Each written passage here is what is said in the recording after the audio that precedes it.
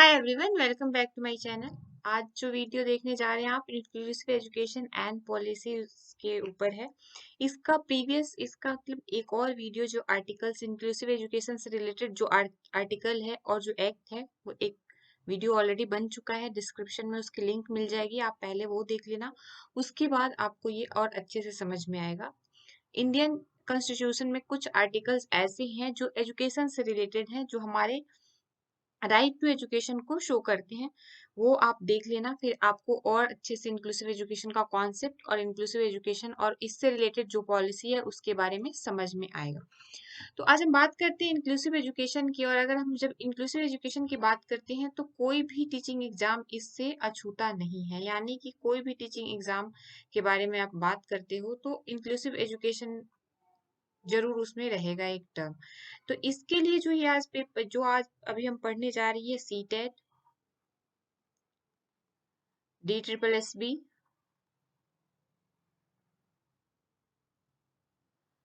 H TET जो भी है, और UGC NET, paper 1 and paper 2 education. Paper 2 की बात करते हैं तो वो एजुकेशन सब्जेक्ट से रिलेटेड।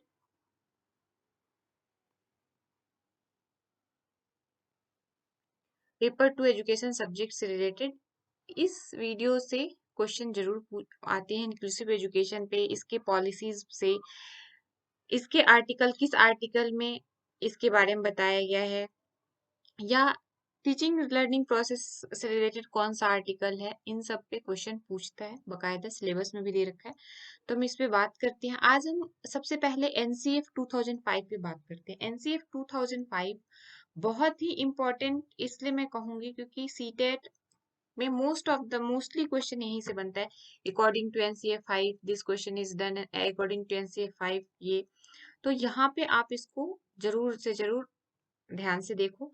एनसीएफ 5 जो है कितनी बार आया है? एनसीएफ 5 1970, सॉरी, एनसीएफ एनसीएफ यानी नेशनल करिकुलम फ्रेमवर्क कब कब आया हुआ है? ये पब्लिश्ड हुआ 1975 में, 1988 में, 2000 में एंड 2005 में। किसके द्वारा बनाया गया करिकुलम है? तो ये करिकुलम फ्रेमवर्क वर्क जो बनाया गया है वो एनसीईआरटी के द्वारा बनाया गया है।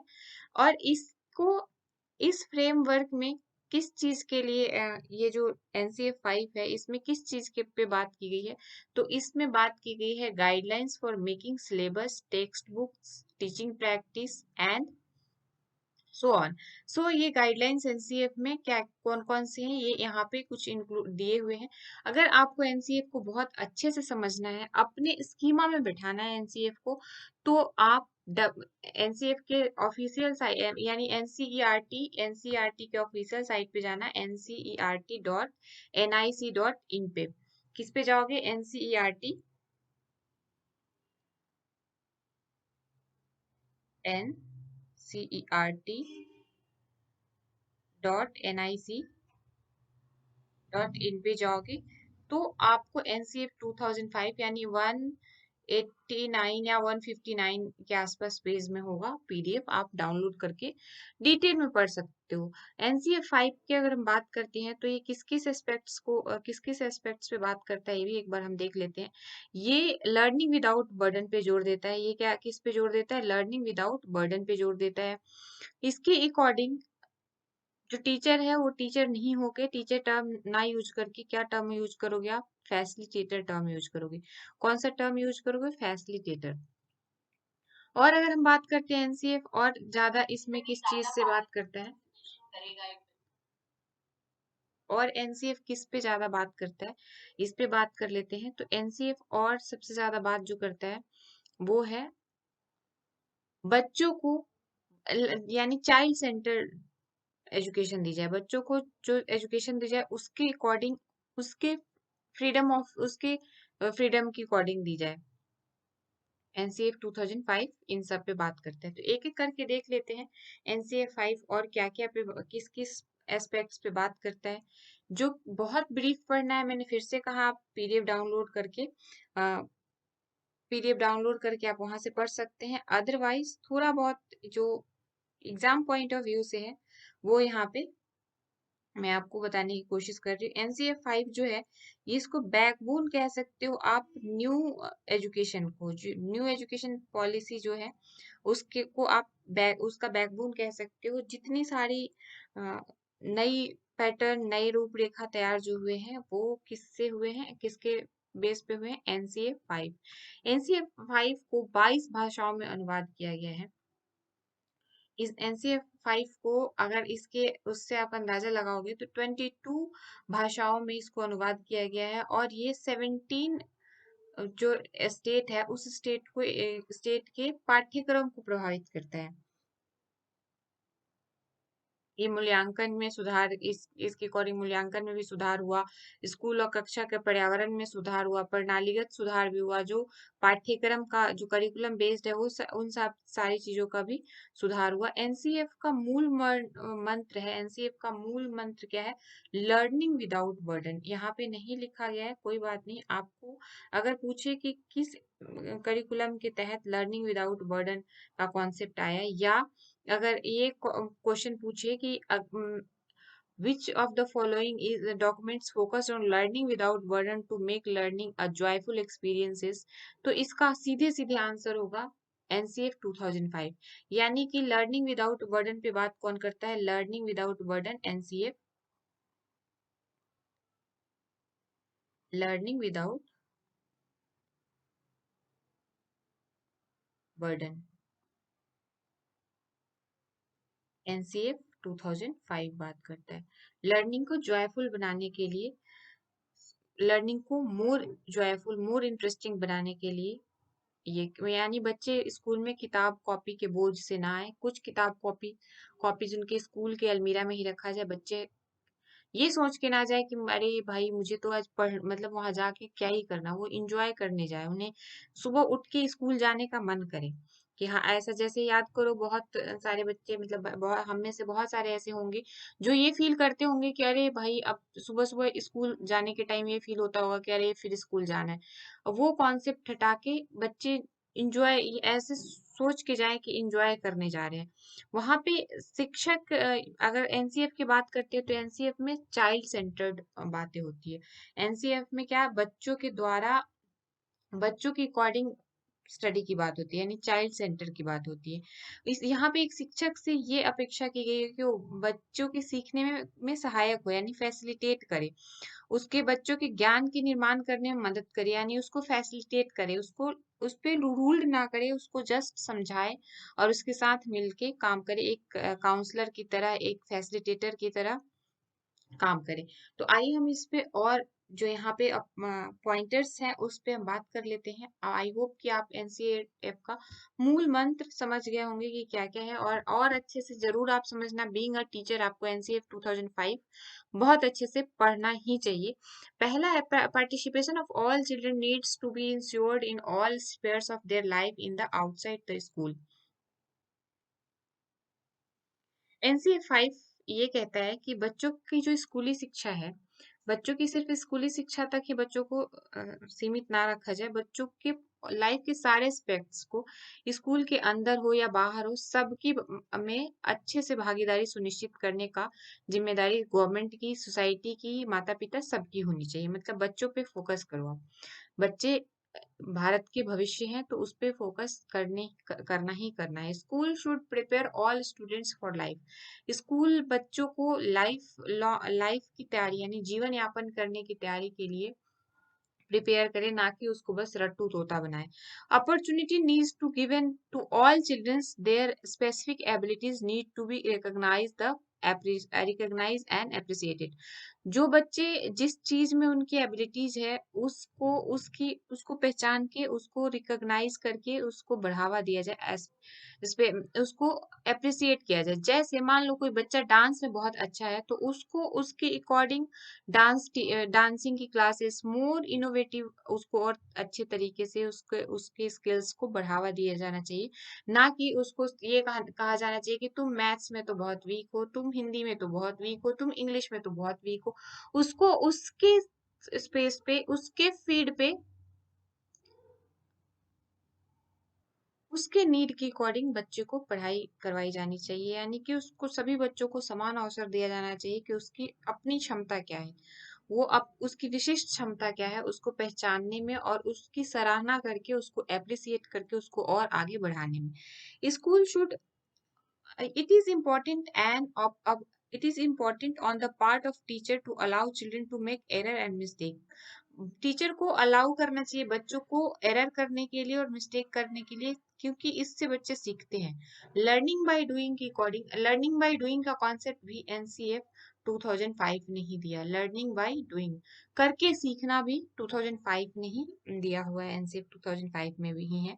तो यहाँ पे बच्चों को एरर छूट देना चाहिए, उसकी गलतियों को और उसकी त्रुटियों को करने का, और उससे वो सीखते हैं। ये बच्चे पे ही काम नहीं करता, ये makes error and mistakes to learn more things, ये चीजें हम पे भी लागू होता है कि अगर एज अ टीचर आप कुछ नया सीखना चाहते हो तो आपसे गलतियां होंगी, गलतियों से घबराना नहीं है, हम उस चीज को करके और अच्छे से सीखेंगे। कोई भी, चाहे वो आईएएस का भी एग्जाम क्यों ना क्रैक किया हो, कोई भी फर्स्ट अटेम्प्ट में, बहुत कम बच्चे होते हैं, गिफ्टेड बच्चे होते हैं जो फर्स्ट अटेम्प्ट में अपने गोल को अचीव कर ले। एक बार, दो बार, तीन बार, चार, सोचो अगर कोई IAS 4 time, fifth time fail हो जाता है, फिफ्थ टाइम फेल हो जाता है, ठीक है। अब आप सोचोगे कि ये बनेगा ही नहीं, और सडनली सिक्स टाइम में वो पास हो जाता है, यानी कि वो मतलब एक आईएएस तो ऑलरेडी पहले से ही था, आईएएस तो पहले से ही था, बस उसको जर्नी तय करने में टाइम लगी, यहाँ तक पहुंचने में टाइम लगा। तो ये चीजें होती है अपने एरर से सीखने में की। NCF 2005 noted that inclusive education about the embarrassing all, inclusive education सबके लिए है, सभी के लिए है, सिर्फ मतलब समावेशी शिक्षा सभी लोगों के लिए जरूरी है। Disability is a social responsibility, we will responsibility and we have to accept it. Disabilities जो है सोशल रिस्पॉन्सिबिलिटी है और हमें इन चीज को एक्सेप्ट करने की जरूरत है। Institution not the student fail, अगर कोई बच्चा, ये इस लाइन, कोई बच्चा है, अगर मान लो मैं फेल होती है, इस स्कूल में पढ़ रही हूँ, इस स्कूल में बाकी बच्चों के नंबर आ रहे हैं 98, 100 आउट ऑफ 100, और अगर मेरे नंबर 20 तक आए, तो इसका मतलब ये नहीं, आप ये नहीं कह सकते हो कि मैं फेल हो गई, ये इंस्टीट्यूशन, ये स्कूल फेल हुआ, क्योंकि उसने मेरे अकॉर्डिंग अप्रोच नहीं अप्लाई किया पढ़ाने के लिए, मेरे नीड की अकॉर्डिंग उसने अप्रोच नहीं किया मुझे समझाने के लिए। तो कोई भी इंस्टीट्यूशन फेल होता है, स्टूडेंट को फेल आप नहीं कह सकते हो। किसी की भी फेलियर डायरेक्ट किसको नोट करता है, इंस्टीट्यूशन को नोट करता है, किसके अकॉर्डिंग, एनसीएफ 2005 के according. Inclusion is not confined to the disable, it is also means non exclusion, यानी कि समावेशन सिर्फ निःशक्तताओं तक सीमित नहीं है, इसका अर्थ है गैर अपवर्जन भी है, इसका अर्थ नॉन एक्सक्लूजन भी है। We have to focus on removing physical, social, and attitudinal barriers. We have inculcate mutual respect and inner dependence. हमें अपनी आपसी समस्याओं और परस्पर निर्भरताओं को आप मन में बैठा के आपस में एक दूसरे की हेल्प करते हुए आगे बढ़ने की जरूरत है। ये तो बात हो गई एनसीएफ में इंक्लूसिव एजुकेशन की, लेकिन एनसीएफ बहुत डीप है, बहुत बहुत डीपर नॉलेज आपको देगा। टीचिंग लर्निंग प्रोस्पेक्टस को और ज्यादा स्ट्रॉन्ग करने के लिए, इसलिए मैं आपको रिकमेंड करूंगी कि आप इसको एक बार डाउनलोड करके और जरूर पढ़ें। अब बात कर लेते हैं हम सर्व शिक्षा अभियान की। सर्व शिक्षा अभियान के तहत क्या बातें होती है? सर्व शिक्षा अभियान, HI, ठीक है।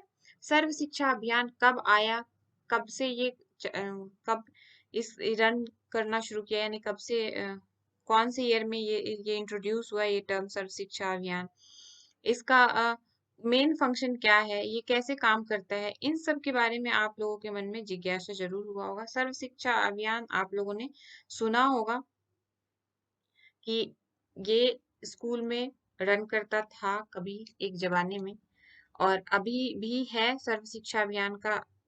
ऐसा नहीं है कि इसका ये अभियान अब खत्म हो चुका है, लेकिन सबसे बड़ी बात है ये शुरू कब हुआ था। तो सर्व शिक्षा अभियान की शुरुआत जो है वो 2000 से 2001 में हुआ था। ठीक है। ये कौन सी पंचवर्षीय योजना थी? ये पंचवर्षीय योजना थी 9th पंचवर्षीय योजना। कौन सी पंचवर्षीय योजना थी? 9th पंचवर्षीय योजना। ठीक है। सर्व शिक्षा अभियान को क्यों इंट्रोड्यूस करवाया गया? इसका मेन कारण क्या था सर्व शिक्षा अभियान का? सर्व शिक्षा अभियान को समग्र शिक्षा अभियान के नाम से भी जानते हैं। ठीक है। सर्व शिक्षा अभियान को आप सिर्फ सर्व शिक्षा अभियान नहीं, समग्र शिक्षा अभियान भी है। तो ऐसा कहीं ना हो कि समग्र शिक्षा अभियान आया हो तो आपको समझ में नहीं आए, कह रहे भाई सर्व शिक्षा अभियान अलग है, समग्र शिक्षा अभियान अलग है। सर्व शिक्षा अभियान का मुख्य उद्देश्य क्या था? तो इसका मुख्य उद्देश्य था कि 2010 तक क्या था कि 2010 तक सारे बच्चे मतलब एज ऑफ 6 to 14 ईयर्स के बच्चे को स्कूल में एडमिशन प्राइमरी लेवल तक में होना चाहिए। यानी SSC has adopted a zero rejection policy. सभी बच्चों को अनिवार्य रूप से शिक्षा मिले। कहाँ तक? कौन सी एज ग्रुप में? 6 to 14 ईयर्स के एज ग्रुप में। The meaning that no child having special needs should be deprived of the right to education and tough in the environment which is best studied to his or her learning needs. This includes special school education guarantee scheme and alternative and innovative educational or even home based school. Sarva Shiksha Abhiyan के तहत बच्चों को की enrolment पे भागीदारी, बच्चों की enrolment पे बात की गई है कि बच्चे सारे इनरोल्ड हों। कब तक? 2010 तक। 2010 तक बच्चे। लेकिन अब देखो, क्या आपको लग रहा है कि सर्व शिक्षा अभियान का को पूर्ण रूप से निष्कर्ष उसका निकला? पूर्ण रूप से निष्कर्ष अभी भी नहीं निकला है। 2023 में भी बहुत सारे ऐसे बच्चे हैं जो वंचित हैं अभी भी पढ़ाई के अभी भी एजुकेशन से वंचित हैं। अभी भी बहुत सारे काम इस पे करने की जरूरत है। आगे चल के इसमें और भी चीजें ऐड ऑन हुई, वो हम पढ़ेंगे। तो सर्व शिक्षा अभियान का आपको मोटा मोटी एक वो बता दें कि इसको सर्व शिक्षा अभियान का मुख्य कार्य क्या है उसमें बच्चों की बुनियादी शिक्षा प्रदान करने के लिए, सामाजिक न्याय सुनिश्चित करने के लिए लिया गया। बच्चों की बुनियादी शिक्षा क्या है? Primary level. और शिक्षा के स्तर में सुधार की मांग यहाँ पे उठी। बुनियादी शिक्षा प्राप्त करने के लिए वातावरण होना चाहिए, अनुकूल वातावरण को सुलभ बनाने सुलभ वातावरण होना चाहिए। प्रारंभिक शिक्षा से भारत की जो साक्षरता दर है वो बढ़ेगी, बच्चों में की इनरोलमेंट अगर सही होगी। आई होप कि अब आप लोगों को सर्व शिक्षा अभियान के बारे में समझ में आ गया होगा कि सर्व शिक्षा अभियान क्या है। ठीक है। अब सर्व शिक्षा अभियान के आगे हम बात करते हैं, सर्व शिक्षा से आगे आरएमएसए के बारे में बात करते हैं। किसके बारे में बात करते हैं? आरएमएसए जो है, एसएसए जो था वो क्या था? वो था प्राइमरी लेवल पे। अगर आरएमएसए की बात करते हैं तो ये कौन सा हो गया? ये हो गया आपकी माध्यमिक लेवल की। इसका फुल फॉर्म क्या होता है? कोई बताएगा इसका फुल फॉर्म? इसका फुल फॉर्म होता है राष्ट्रीय माध्यमिक शिक्षा अभियान। इसका फुल फॉर्म क्या होता है? राष्ट्रीय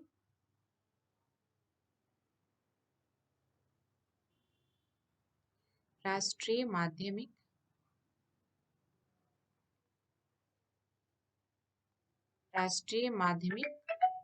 शिक्षा अभियान।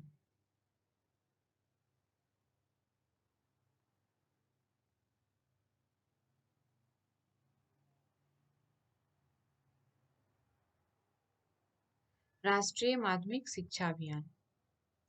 अब बात कर लेते हैं कि आरएमएसए की स्थापना कब हुई थी। जैसे कि एसएससी की स्थापना कब हुई थी? 2001 में। वैसे ये और 2010 में उसके गोल को प्राप्त करना था। वैसे ये 2009 में इसकी स्थापना हुई थी। और इसके गोल को कब प्राप्त करना था? कोई बताएगा कि तो इसका गोल कब, आरएमएसए का गोल कब कंप्लीट होना था? तो आरएमएसए का जो गोल था वो 2013 से पहले अचीव करना था। ठीक है। 2009 में लॉन्च हुआ था और 2013 से पहले इसको कंप्लीट करना था। अब बात करते हैं, ये कहाँ से कौन से लेवल पे काम करने की बात करता है? ये काम करने की बात करता है 8 to 10th 12th 8 to 12th level की पे बात करता है। ठीक है। अब इसकी जो की फीचर्स है वो क्या है? आरएमएससी का जो की फीचर है वो the enable all student with disabilities to pursue further 4 years of secondary schooling after completing 8 years of elementary schooling in the inclusive and enabling environment। जब 6 to 14 years तक के बच्चे एसएसए के थ्रू पढ़ ले, उसके बाद यानी वो प्राइमरी लेवल कंप्लीट कर ले, उसके बाद +4 years वो और शिक्षा ग्रहण करे, कहाँ पे? सेकेंडरी लेवल पे। To improve quality and education of education imparted of secondary level by making all secondary school confirm the prescribe norms, the remove gender socio economic and disabilities barrier, universal access to secondary level education by, मैंने क्या कहा था, 2013 तक गोल प्राप्त करना था, sorry नहीं, 2017 तक गोल प्राप्त करना था इसको। By the end of the by the end of the 12th 5 years plan, 12th 5 years plan में, यानी कि अगर हम बात करें कि ऐसे से कौन से पंचवर्षीय योजना में आया था, तो 9th पंचवर्षीय योजना में था। और अगर हम बात करें कि इसको आरएमए से कौन से पंचवर्षीय योजना के आते आते खत्म हो जाना चाहिए था, तो 11वीं में आया था, और 12वीं पंचवर्षीय योजना आते आते उसको अचीव कर लेना चाहिए, गोल को अचीव कर लेना चाहिए था। Girl with the disabilities receive special focus on help them again success to secondary schools, ये इसका की फीचर था। अब हम बात करते हैं United nation convention on right of person with disabilities, यानी कि यूएनसीआरपीडी के बारे में बात कर लेते हैं। यूएनसीआरपीडी क्या है? ये यूएनसीआरपीडी क्या है और इसका क्या फंक्शन है, कब से ये रन हुआ, या ये कब आया, कब इसका उद्घाटन, या मतलब ये कब आया, कब से काम करना शुरू किया सुचारू रूप से, तो ये 2013 दिसंबर 2006 में आना आया था। 13 इन कहाँ से आया था? United nation headquarters in New York. It was adopted on 13 December 2006 at the United nation headquarter in New York, New York से इसको अडॉप्ट किया गया। The convention follows decade of work by the United Nations to change attitude and approach to person with disabilities।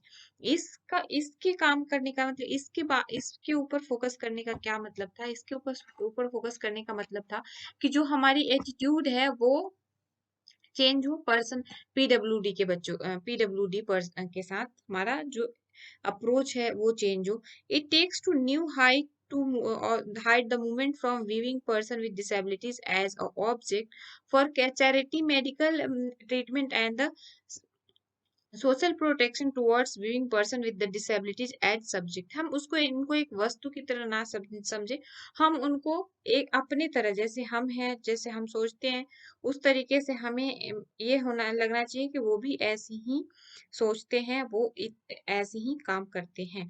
जब हम बात कर रहे थे पीडब्ल्यूडी एक्ट 1995 के बारे में, तो हमें पता है कि वहां पे सेवेंथ टाइप ऑफ डिसेबिलिटीज के बारे में बात किया गया है। लेकिन जैसे ही हम बात करते हैं यूएनसीआरडी के बारे में, यूएनसीआरपीडी के बारे में, तो तो यहाँ पे जो है, सॉरी, ये चीजें यहाँ पे वहां पे हमने देखा पीडब्ल्यूडी एक्ट 1995 में कि वहां पे 7 टाइप के डिसेबिलिटीज थी, तो वहां पे भी हम उनको उनकी अकॉर्डिंग शिक्षा देने की बात करते हैं। और ये जो यूनाइटेड नेशन कन्वेंशन है वो भी उनको एक ऑब्जेक्ट की तरह ट्रीट ना करके सब्जेक्ट की तरह ट्रीट करे, और उनको जितने अच्छे तरीके से उनकी एजुकेशन, उनका एम्प्लॉयमेंट, उनके लिए जस्टिस, उनके लिए सिक्योरिटी, उनके लिए इंफ्रास्ट्रक्चर, उनके इंफॉर्मेशन, उनके लिए हर तरीके से सोसाइटी, गवर्नमेंट, स्कूल जिम्मेदार हो उनको एक अच्छे नागरिक बनाने के लिए, उनको सेल्फ डिपेंडेंट बनाने के लिए। अब हम बात कर लेते हैं पीडब्ल्यूडी एक्ट 2016। हमने बात पीडब्ल्यू एक्ट 1995 में भी आया था, अब क्या है पीडब्ल्यूडी एक्ट 2016। जब 1995 में आया था तो 7th टाइप के डिसेबिलिटीज पे बात हुई थी। इसमें किस पे बात हुई? इसमें 7 to 21 conditions, 21 type of disabilities पे बात हो रही है। कब? 2016 में। It now also includes cerebral palsy, dwarfism, muscular dystrophy, acid attack victim, hard of hearing, speech and language disabilities, specific learning. अगर हम बात करते हैं सेवेंथ में तो क्या क्या था? फिजिकल ब्लाइंडनेस था, लो विजन था, मेंटल रिटार्डेशन था। यहाँ पे देखना आप उसका नाम चेंज हो गया मेंटल रिटार्डेशन का। लोकोमोटर डिसेबिलिटीज थी और उसमें और ज्यादा क्या क्या ऐड हो गया तो सेलेब्रल पैलिसी और ऐड हो गया डॉर्फिज्म यानी बौनापन, वहां पे लेपर्सी था, यहाँ पे डॉर्फिज्म भी आ गया, मस्कुलर डिस्ट्रॉफी भी है, एसिड अटैक विक्टिम भी इसमें ऐड ऑन हो गया, hard of hearing, speech and language disabilities, specific learning disabilities, autism spectrum disorder, chronic neurological disorders such as multiple sclerosis of the pregnant and disease, blood disorders such as hemophilia, thalassemia and sickle cell anemia and multiple disabilities यहाँ पे add on हुआ है, यानी कि 14 और add on हो गया, 7 plus 14 कितना हो गया 21 2016 में add हो गया। The nomenclature of mental retardation is replaced by the intellectual disabilities. Mental retardation को replace करके क्या नाम दे दिया गया? Intellectual disabilities दे दिया गया। ये क्वेश्चन पूछ सकता है कि इन पीडब्ल्यूडी एक्ट 1995 में जो मेंटल रिटार्डेशन था उसको आरपीडब्ल्यूडी एक्ट 2016 में क्या नाम दे दिया गया? तो intellectual disabilities. Some provision with respect of PWD are कुछ है, the bill provide for the access to inclusive education, vocational training and self-employment and disabled person without discrimination and building campus and various facilities are to be made accessible to the PWD and their special need are to be addressed. Next, necessary schemes and program to safeguard and promote the PWD for living in the community are to the launch by government appropriate healthcare measure, insurance scheme and rehabilitations program for the PWD are also to be undertaken by the government. Cultural life reactions and recreations and sporting activities are activities are also to be taken care. PWD act विकलांग लोगों के लिए यानी कि जो person है किसी विकलांग से रिलेटेड है उनके लिए सारी सुविधाएं होनी चाहिए। किस तरीके की? जो एक नॉर्मल इंसान के जीवन यापन करने के में यूज हो वो उन सभी तरीके से उनमें भी यूज हो, वो भी यूज कर सकते हैं। उनके लिए भी गेमिंग के हो, उनके लिए भी सोसाइटी को क्लीन रखना, उनके रिहेबिटेशन के लिए प्रोग्राम चलाना, उनके स्किल्स डेवलप करने के लिए प्रोग्राम चलाना, इन सब पे बात करता है कौन? PWD act 2016।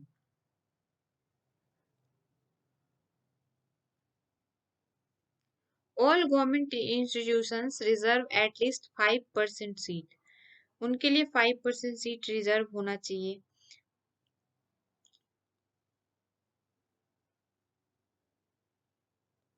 अगर पीडब्ल्यूडी के व्यक्ति को किसी भी तरीके से आप परेशान करते हो तो उसके लिए आपको 6 महीने से लेके 5 साल तक की कारावास, सख्त कारावास मिल सकती है और विद फाइन, आपको जुर्माना भी भरना पड़ सकता है। ठीक है, अब हम बात कर लेते हैं इम्पार्टमेंट, डिसेबिलिटीज और हैंडीकैप। ये तीनों टर्म क्या एक ही है या तीनों टर्म में कुछ डिफरेंसेस है या क्या डिफरेंसेस है, इस पे बात कर लेते हैं। इम्पार्टमेंट, अगर हिंदी देखी जाए इम्पार्टमेंट की तो क्या होती है? इम्पार्टमेंट को हम क्या कहते हैं? अगर हम हिंदी में बात करें इम्पार्टमेंट को तो इम्पार्टमेंट क्या होता है? छिन्नता। क्या होता है? अरे भाई कहाँ गया? ओह, यहाँ से लिखा जाएगा, ठीक है। इम्पार्टमेंट क्या होता है? क्षीणता होता है। यानी कि it is any loss or abnormality of the psychological, physiological and और एनाटॉमिकल स्ट्रक्चर और फंक्शंस। अगर बात करते हैं तो ये मनोवैज्ञानिक तरीके से, शारीरिक रूप से या शारीरिक संरचना के कार्य करने की क्षमता के रूप से क्षति या सामान्यता यानी उससे ये वंचित हैं। डिसेबिलिटीज की बात करते हैं तो ये बायोलॉजिकल हो सकते हैं, ये जेनेटिक हो सकते हैं, ये सोशल हो सकते हैं, ये बाद में फिजिकल हो सकते हैं। It is any reaction restriction और lacking resulting from an impairment of ability to perform an activities in the manner or within the range of considered normal for a human beings. Cause of disabilities can be identified and genetic disorder, say severe mall nutrition diseases, polio हो सकते हैं, paralysis हो सकते हैं, brain fever हो सकते हैं, cerebral policy हो सकते हैं। अभी आपने देखा कि कोरोना में भी बहुत सारे लोगों को जो ब्लैक समथिंग हुआ था, नाम बिल्कुल मेरे माइंड में नहीं है, लेकिन उनको भी बहुत सारी दिक्कतें आ रही थी और वो भी किसी ना किसी डिसेबिलिटी किसी तरीके से डिसेबल हो रहे थे। तो इन सब चीजों पे ये आउटर या जेनेटिक या बायोलॉजिकल भी हो सकते हैं disabilities. Adverse effect of drug consume during pregnancy, अगर प्रेगनेंसी के दौरान माँ बहुत ज्यादा ड्रग्स कंज्यूम करती है तब भी डिसेबिलिटीज हो सकते हैं। हैंडीकैप का सिंपल है, it is disadvantage for giving individual that limits और prevents the fulfilment of a role that normal. Handicap जैसे कोई भी हो सकता है, किसी भी एज में हो सकता है, बाहरी कारण से हो सकता है, अंदरूनी कारण से हो सकता है, फिजिकल डैमेज को हैंडीकैप कहते हैं। अब बात कर लेते हैं हम हेयरिंग इम्पार्टमेंट की। किस पे बात कर लेते हैं? Hearing impairment. हेयरिंग इम्पार्टमेंट क्या है? It is a three type. First is conductive loss happen in their external years. Secondary is neural hearing loss happens due to the defect of nervous ears, drum and bones in the internal ears. Third है mixed hearing loss in the combination of conductive sensory neural hearing loss. The defect occurs in internal and external ears. ठीक है। Audiometer is use to identify this type of defects को identify करने के लिए क्या use होता है? Audiometer. This type of measuring is called a audiogram. इस टाइप के मेजर को क्या कहते हैं? Audiogram. The unit of sound is mention as decibel dB. इस जब जो यूनिट है उस साउंड को किस में मेजर करते हैं?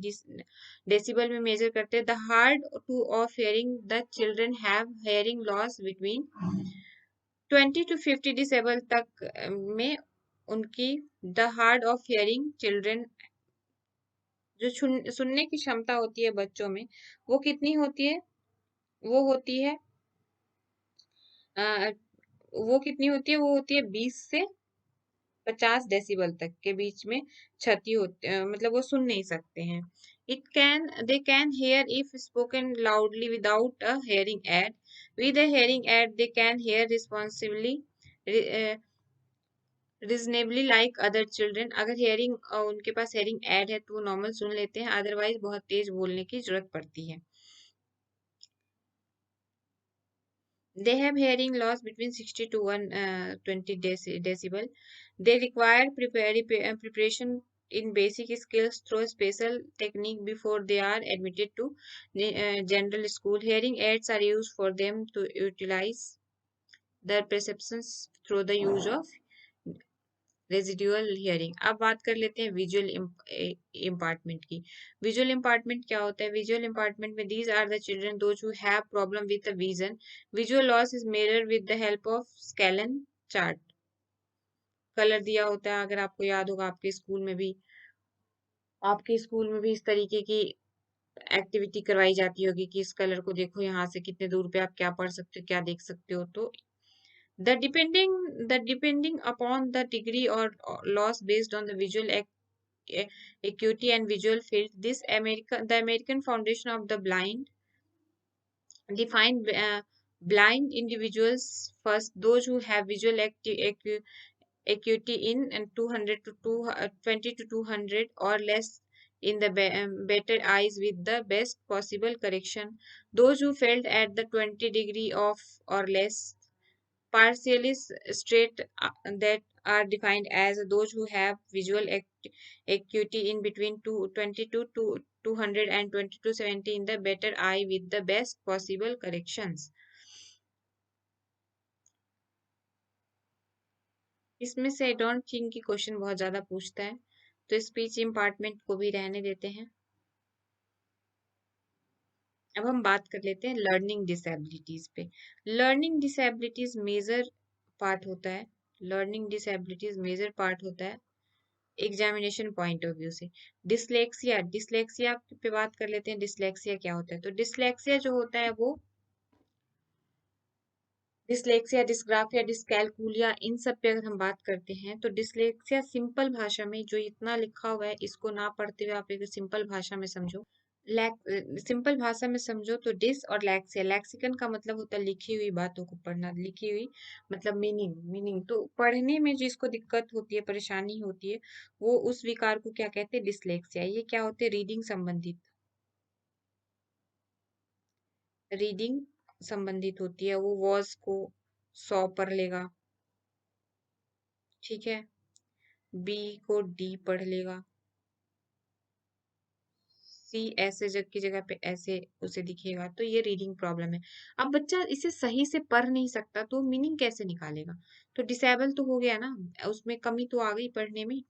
तो इसे इसको फाइंड आउट करना किसका काम है? टीचर और पेरेंट्स का। इसको ये ठीक नहीं हो सकता, ये कंप्लीटली आप ऐसे कह सकते हो कि बिल्कुल ही ठीक कर सकते हैं, तो नहीं, ठीक नहीं होता। ये इलाज से थोड़ा बहुत इसमें समझ आएगा, समझ सकता है। जैसे धीरे धीरे वो बड़ा होगा तो जहाँ वॉज देखेगा उसके माइंड में आ जाएगा कि भाई ये सौ देखेगा, मतलब उसे सौ समझ में तो आएगा लेकिन वो वॉज ही समझेगा।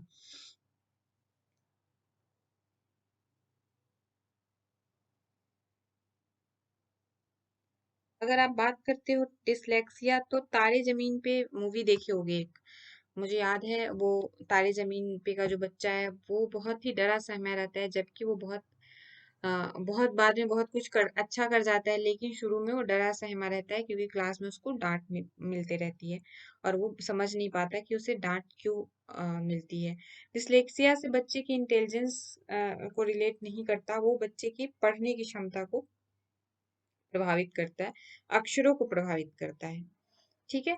Specific learning disabilities that affect reading and related language based processing skills. Dyslexia is chronic problem with reading. Sign and symptoms will include student reading slowly, experiences decoding errors, specifically with the order of letters, shows with wide disparity between listening comprehension and reading comprehension of some text, has trouble with spelling, may have difficulty with handwriting, embedding, difficulty recalling words, etc. It has difficulty with written language. अगर बच्चा बच्चा was को सौ पढ़ रहा है तो लिखेगा भी तो ऐसे ही, समझेगा भी ऐसे ही, तो इसीलिए वो डिफिकल्टीज को फेस करता है। अब हम बात डिसलेक्सिया से आप याद रखना, लेक्सिकन मतलब लिखी हुई बातों को रीडिंग में जो लिखी हुई है कहीं उसको पढ़ना, तो dyslexia.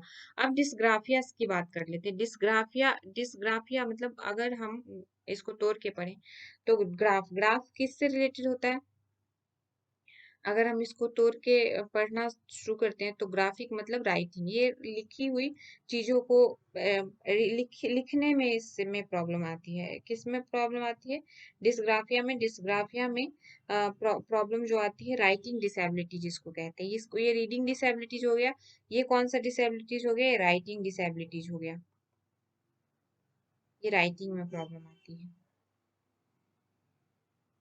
The term dysgraphia is taken from the Greek word dys meaning bad or difficult and the graphia meaning writing. ठीक है, thus dysgraphia literally means bad writing. It also defined as a learning disability with impairment with written expression that is inability to write.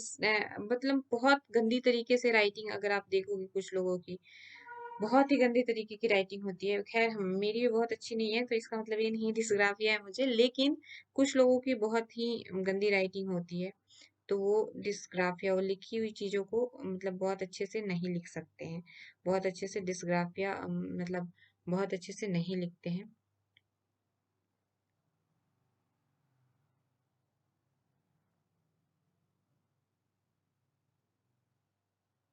बहुत गलतियां करते हैं लिखने में। अब बात कर लेते हैं डिसकैलकुलिया, कैलकुलिया, कैलकुलेटर आ रहा है ना, कैलकुलिया तो मैथ से है। डिस्कैलकुलिया की बात करते हैं तो किस पे बात आती है? डिस्कैलकुलिया मैथमेटिकल मैथ से रिलेटेड है। मैथमेटिकल टर्म को बहुत जल्दी ही कैलकुलेट नहीं कर पाता है, यानी कि ये इसके दिमाग में एक हिस्से की जानकारी बहुत धीरे स्लो काम करता है, जिससे कि ये बहुत जल्दी कैलकुलेट नहीं कर पाता है। मैथमेटिक्स में डिफिकल्टीज फेस करता है। Specific learning disability that effects person's ability to understand numbers and learn maths fact mathematics fact. Individual with this type of learning disabilities may also have poor comprehensions of math symbols, may struggles with the memorizing and organizing number, have difficulties telling time, or have trouble with counting. It affects a person ability to understand numbers and learn maths fact. अब बात करते हैं dyspraxia की। Dyspraxia क्या है? अब dyspraxia express, अगर आप इसको तोड़ोगे ना, जैसे एग्जाम में भूल गए, सब एक ही जैसा सुनने में होता है, डिसलेक्सिया, डिसकैलकुलिया, डिसग्राफिया, डिस्प्रेक्सिया, तो हम इसको कैसे याद करें? तो इसको याद करने के लिए आप इसको अगर तोड़ोगे, तोड़ के पढ़ोगे, तो आपको बहुत अच्छे से पता चल जाएगा कि अब यहाँ पे डिस्प्रेक्सिया, ये इसका मतलब क्या होता है? मोटर स्किल्स से होता है। ये आपकी हैंड कोऑर्डिनेशन से होता है। प्रैक्स एक्सप्रेस करने से, अगर आप प्रैक्सिया को एक्सप्रेस से तोड़ो तो आपके मोटर स्किल्स से ये मोटर स्किल्स को प्रभावित करता है। मोटर स्किल्स को प्रभावित करता है, ठीक है। Dyspraxia is a condition which can acquire development. Children with dyspraxia often have difficulty organize their bodies or to perform the task they want their bodies to do. Student may find their motor skills, ठीक है, motor skills पे बात कर लेते हैं, and fall behind those of their peers and can often prepare document clumsily and awkward. This may often exist along with the dyslexia and dyscalculia. Students face problem in movement, coordination, language and speech dyspraxia में, ठीक है। आप ये motor skills पे बात करते हैं, motor skills इसकी सही नहीं होती है, ठीक है। आई होप कि आपको ये वीडियो पसंद आएगा, और जो लर्निंग डिसेबिलिटीज से है, जो इंक्लूसिव एजुकेशन पे आर्टिकल्स है, उनके बारे में हमने ऑलमोस्ट कवर कर लिया एग्जाम पॉइंट ऑफ व्यू से। मिलते हैं हम अपने नेक्स्ट वीडियो में इस पे क्वेश्चन के साथ। तब तक आप अपना ध्यान रखें, पढ़ाई करते रहें। Thank you.